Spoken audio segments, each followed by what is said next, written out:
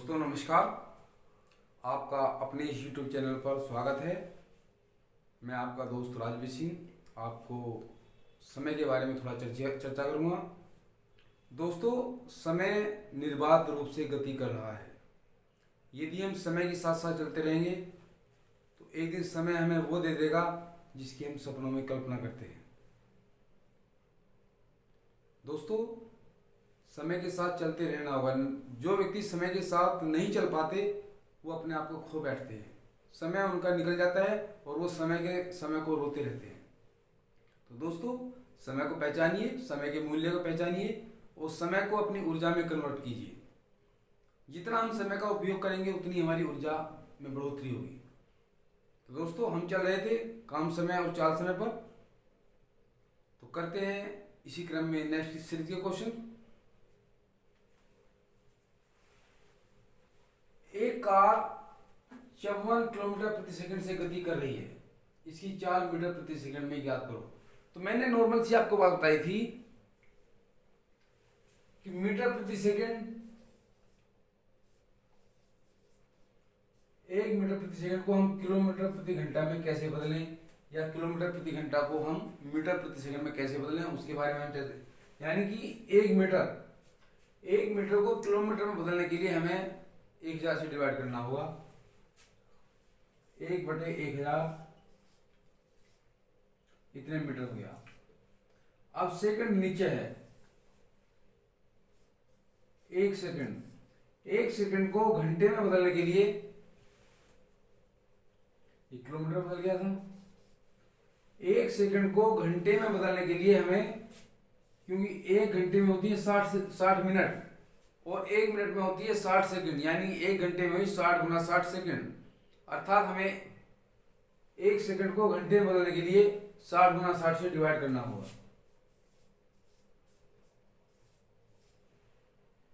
अब काटिए से, 2 जीरो से 2 जीरो कट जाएंगी और ये 6 गुना 6 चला जाएगा ऊपर बटे 10 किलोमीटर प्रति घंटा। ये घंटा में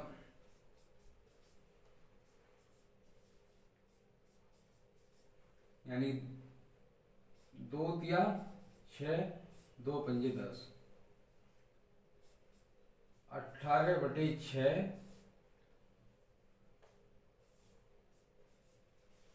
18/5 किलोमीटर प्रति घंटा। यानी कि यदि 1 मीटर प्रति सेकंड है उसे हमें किलोमीटर प्रति घंटा में बदलना है तो 18/5 की गुना करनी पड़ती है। इसका कन्वर्जन रूप दे रहे, देखो यदि ये 5 इधर चला जाए, 5 मीटर प्रति सेकंड बराबर होगा 18 किलोमीटर प्रति घंटा। अब सीधा फंडामेंटल, जहां 5 की गुना की हुई मिले मीटर प्रति सेकंड में, तो उसे हम 18 से गुना करके किलोमीटर प्रति घंटा में बदल सकते हैं।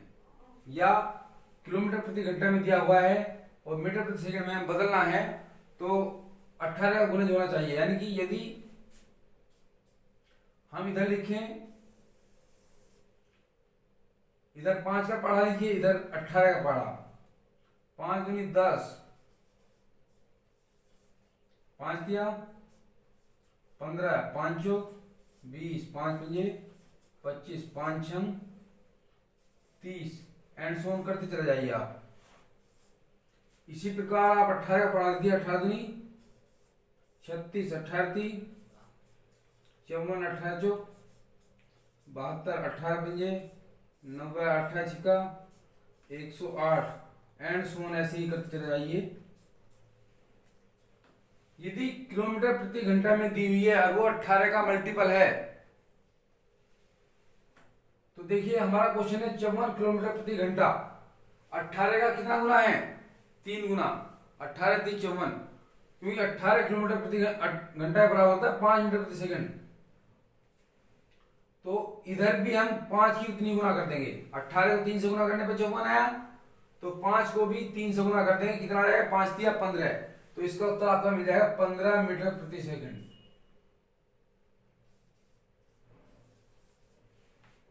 इसी क्रम में हम नेक्स्ट क्वेश्चन लेंगे।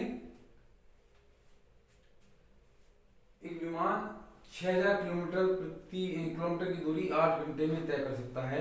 यदि उसकी गति 250 किलोमीटर प्रति घंटा बढ़ा दी जाए तो 9000 किलोमीटर की दूरी तय करने में कितना समय मिलेगा। क्वेश्चन में यहाँ से ढूंढना है दूरी अब उसे कितनी तय करनी है 9000। तो समय बराबर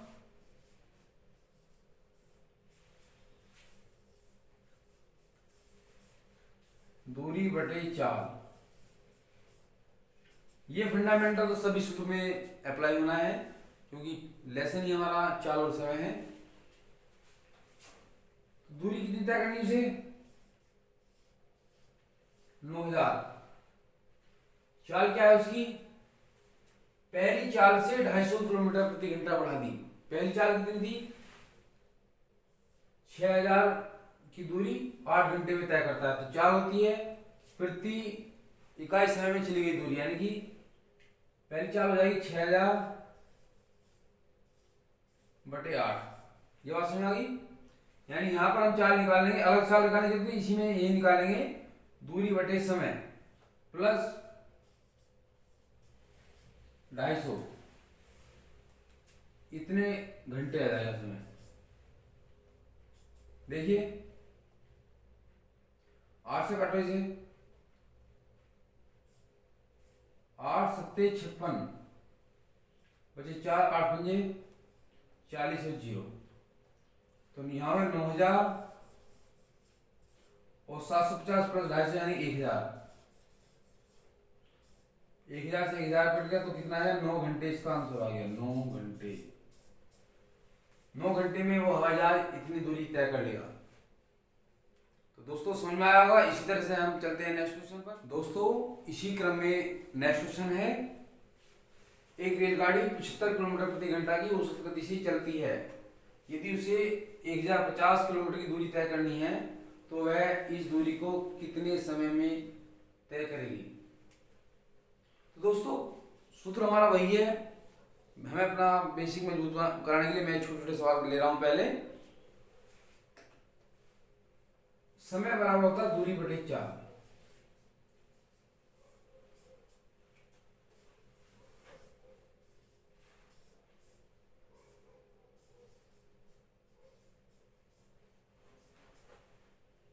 दूरी कितनी है 1050 किलोमीटर। चाल है 75 किलोमीटर प्रति घंटा।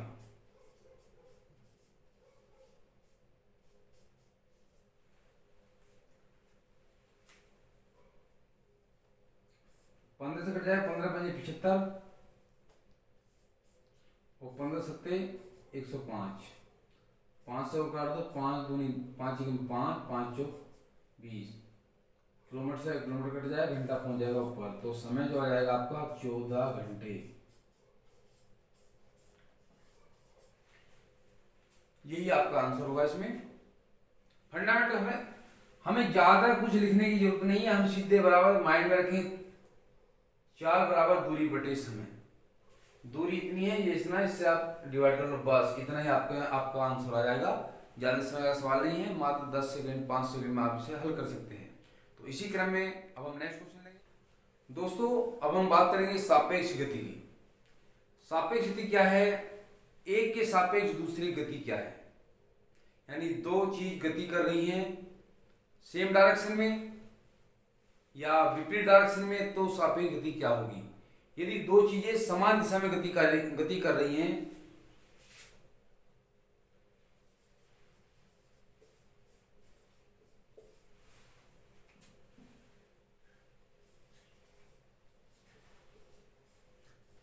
समान दिशा में चल रही हैं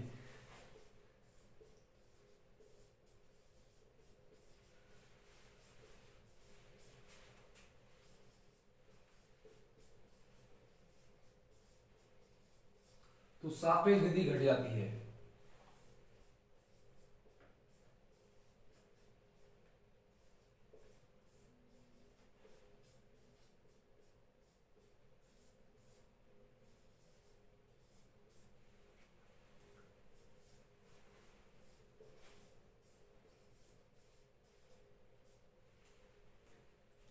यानी कि एक व्यक्ति पूरब दिशा की ओर गति कर रहा है और दूसरा व्यक्ति पश्चिम की ओर दिशा की ओर गति कर रहा है, तो उनकी सापेक्ष गति जो होगी एक दूसरे के सापेक्ष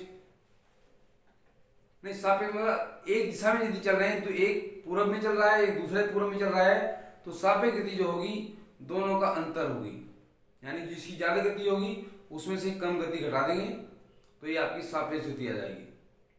लेकिन यदि विपरीत दिशा में गति कर रहे हैं तब सापेक्ष गति जुड़ जाएगी।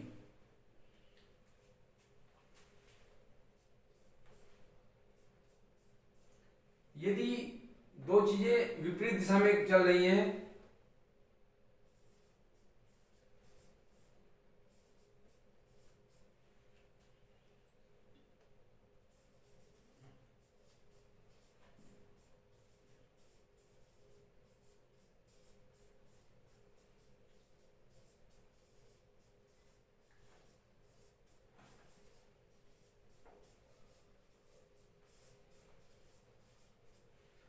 तब सापेक्ष गति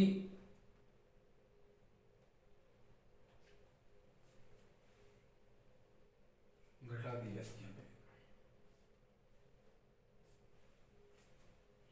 घटा दी जाती है।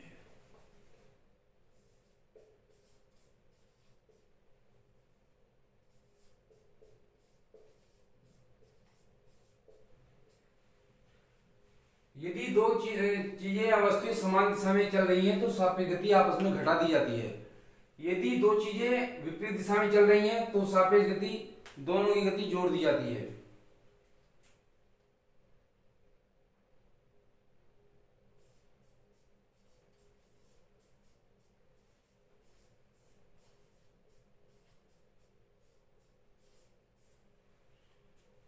दोनों दोनों की गति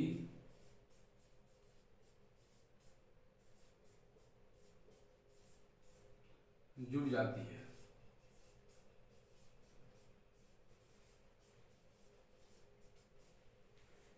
यानी कि सपोज ये राम पूरब की दिशा में चल रहा है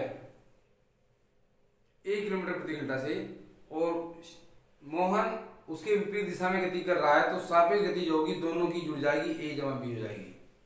लेकिन यदि दोनों समान दिशा में गति कर रहे हैं तो सापेक्ष गति ज्यादा गति में से कम गति को हम घटा देंगे तो ये उसकी सापेक्ष गति होगी। दो ट्रेनें समान दिशा में गति कर रही हैं तो सापेक्ष गति होगी दोनों ट्रेनों की गति आपस में घटा दी जाएगी।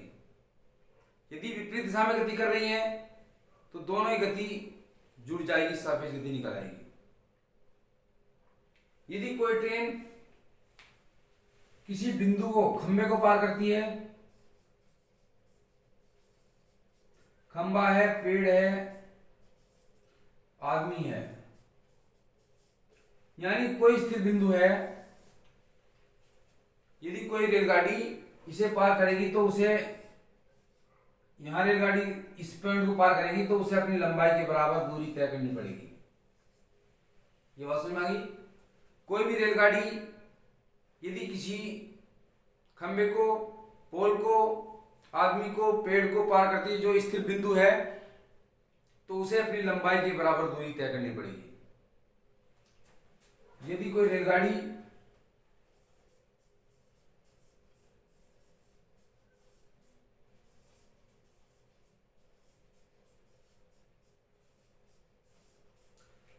किसी स्थिर बिंदु को पार करती है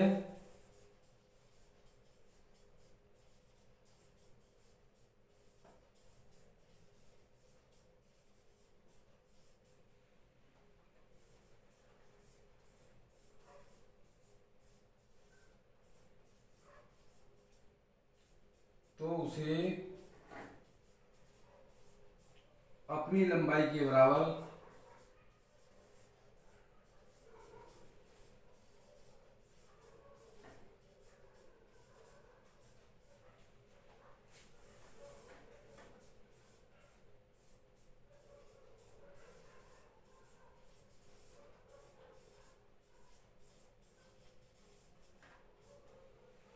ये बात समझ में आ गई होगी। यदि कोई रेलगाड़ी किसी प्लेटफॉर्म को किसी ब्रिज को या किसी अन्य रेलगाड़ी को पार करती है तो दोनों की लंबाई जुड़ जाएगी। इसमें दूसरा बिंदु है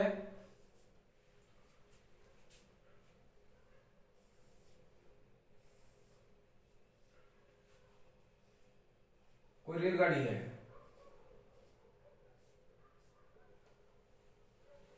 कोई अन्य रेलगाड़ी है,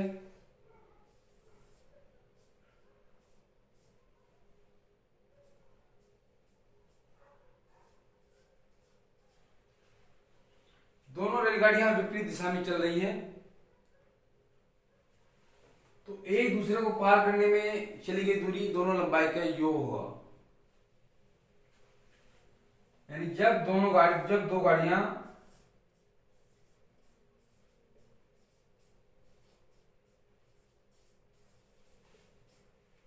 एक दूसरे को पार करती हैं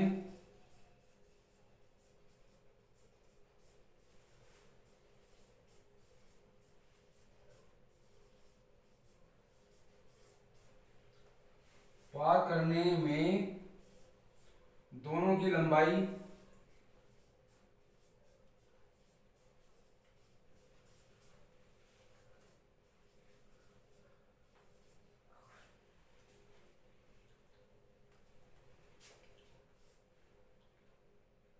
जोड़ दी जाती है। जोड़ने पर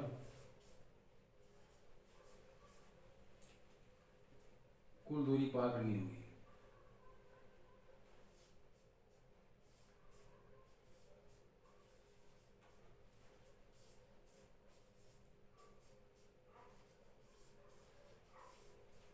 उसे पार करना होगा।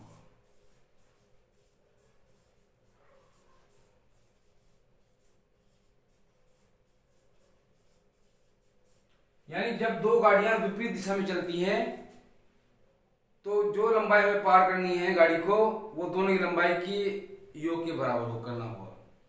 यानी दोनों गाड़ी की लंबाई जोड़ देंगे।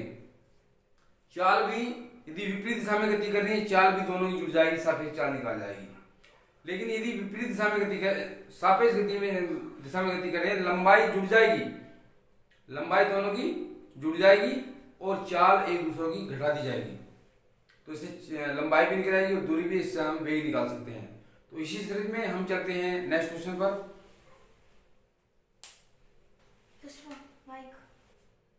हेलो फ्रेंड्स, हम इस क्वेश्चन को मेंटली हेल्प कैसे करें जो अब तक हमने किया उसकी मैं आपको जानकारी दे रहा हूं।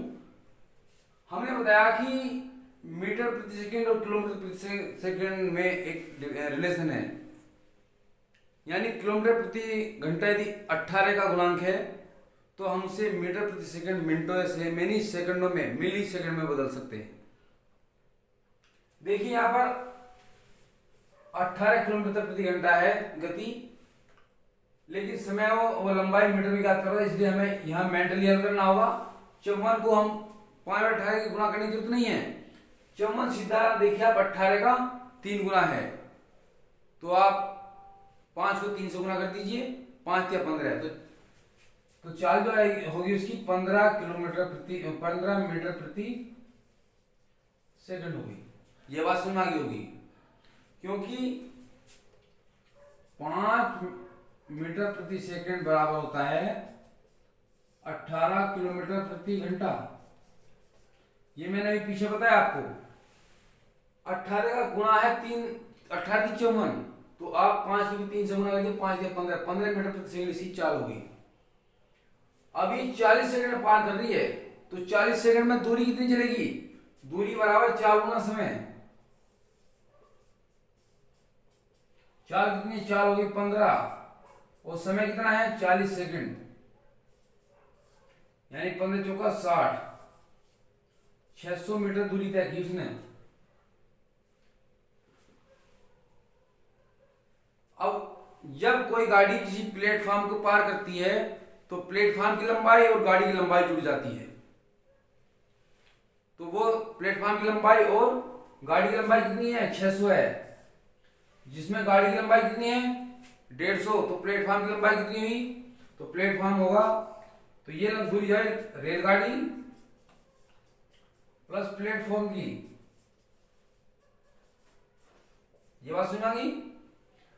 अब इसने कहा रेलगाड़ी की लंबाई 150 है, तो प्लेटफॉर्म कितना हो जाएगा? 600 में 150 बढ़ा दो, बराबर 450 मीटर। हमें इस लिखने की बिल्कुल भी जरूरत नहीं पड़ रही, हम मेंटली याद कर सकते हैं। इसी क्रम में हम चलते हैं नेक्स्ट क्वेश्चन। दोस्तों इसी क्रम में नेक्स्ट क्वेश्चन है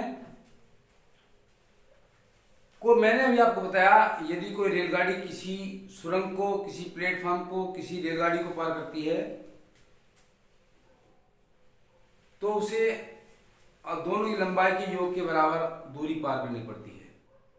लेकिन यदि किसी स्थिर बिंदु को, किसी पेड़ को, किसी आदमी को या किसी पोल को पार करती है तो उसे सिर्फ अपनी लंबाई के बराबर दूरी तय करनी पड़ती है। तो इसमें कहा गया कि गाड़ी को पार करना है 250 मीटर लंबी सुरंग। गाड़ी की लंबाई कितनी है? 150। 250 कितना हो गया? 450, यानी कि 450 मीटर दूरी तय करनी होगी। तो समय बराबर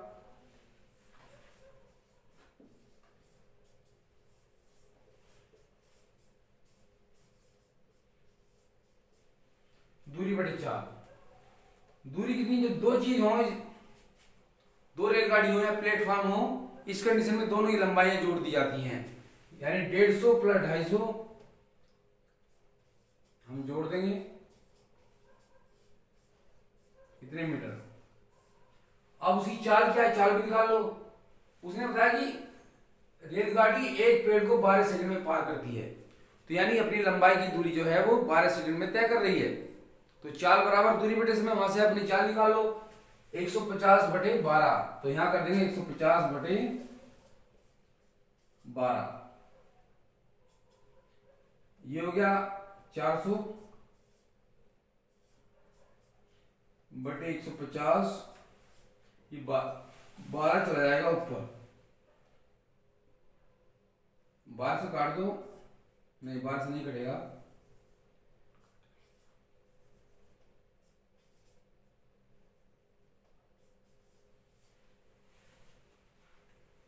इस जीरो से पहले तो ये जीरो काट दीजिए।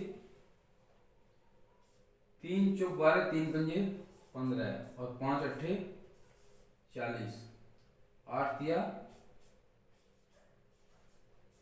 24 सेकंड इसका आंसर आ जाएगा।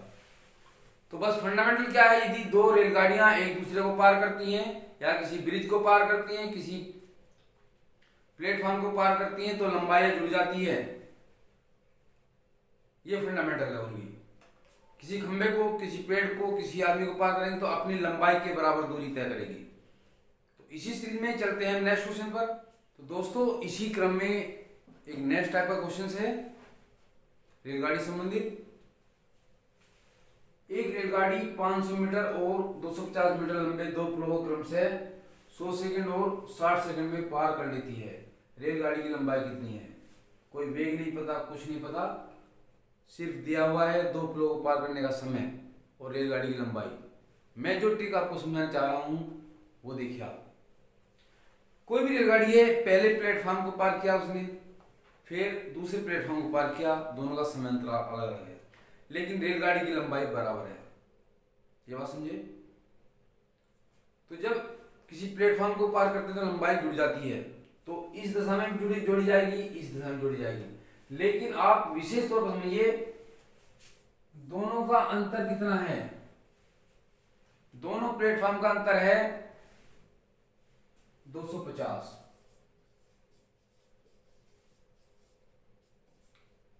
ये बात समझ आ गई? उसने कहा पहले प्लेटफॉर्म को, पहले पुल को पार करने में 100 सेकंड लेती है और दूसरे पुल को पार करने में लेती है 60 सेकंड। तो दोनों पुलों का डिफरेंस कितना है? 250। अर्थात 250 मीटर जो समय लगा, 250 मीटर जो दूरी तय की वो कितने समय पार की? 100 माइनस 60, 100 में से 60 घटा दो। ये बात समझ आ गई? ये उसकी चाल आ गई, यानी कि 250 मीटर की दूरी तो तय कर रही है, कितने समय पार कर रही है? 40 सेकंड में। यही क्वेश्चन का आंसर है, यही है। तो क्या करेंगे हम इसे, 250 को 250 को 40 से डिवाइड कर दो तो ये मीटर प्रति सेकंड उसकी आ गई चाल। अब इस चाल से वो गाड़ी चल रही है, तो इस चाल से 100 सेकंड में कितनी दूरी तय की उसने, 100 सेकंड में दूरी तय करेगी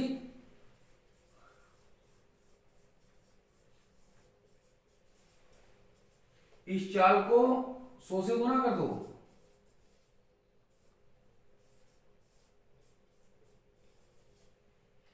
इस जीरो से ये जीरो कट गई, 4 से 25 बार कट जाएगा 100, 25 की 25 में गुना करेंगे 625 मीटर, यानी से 100 सेकंड में दूरी तय की वो है 625 मीटर।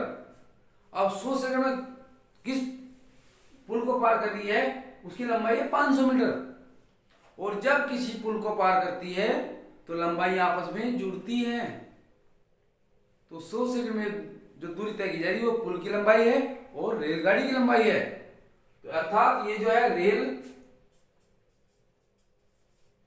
प्लस पुल है, कौन सा, जो 100 सेकंड में पार हो रहा है वो कितना है 500 मीटर, तो पुल को रख दो आपस में 500, ये रेल हो गई, और ये दूरी कितनी है आपकी 625, तो रेल जो आ गई आपकी 625 में 500 घट जाएगा, तो कितना आ गया, रेल की लंबाई जो आ गई 625 में 125 मीटर आ गई। ये बात आपकी समझ में आ गई होगी। क्वेश्चंस को हमें कहां से उठाना है, क्वेश्चन का हल प्रश्न में ही दिया होता है, बस जरूरत है तो हमें उसे परखने की है, हमें कहां से उठाना है। तो मैं आपको फिर रिपीट कर रहा हूं, दोनों की लंबाई का डिफरेंस जो है वो समय के डिफरेंस से डिवाइड कर दो तो क्या आ जाएगी, चाल आ जाएगी।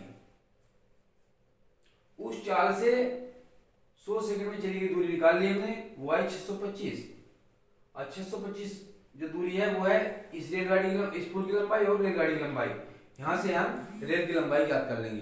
तो दोस्तों इसी तरह से क्वेश्चन हल करने की ट्रिक समझिए, क्वेश्चन को कैसे निकालें। यदि आप ऐसा निकालने में समझने में समर्थ हैं तो मैं कहता हूं कि आप भविष्य के विनर हैं, किसी भी क्षेत्र में आप अपना वर्चस्व लगा सकते हैं। तो दोस्तों यदि आपको कोई भी बात ऐसी लगी हो जो आपके मन में बिल्कुल नया तरोताजी पैदा की हो, तो आज चैनल को लाइक कीजिए और सब्सक्राइब कीजिए, ताकि जो अच्छे से अच्छी वीडियो आ जाए आपको सही समय में मिल सकें। तो दोस्तों इसके साथ धन्यवाद, थैंक यू वेरी मच।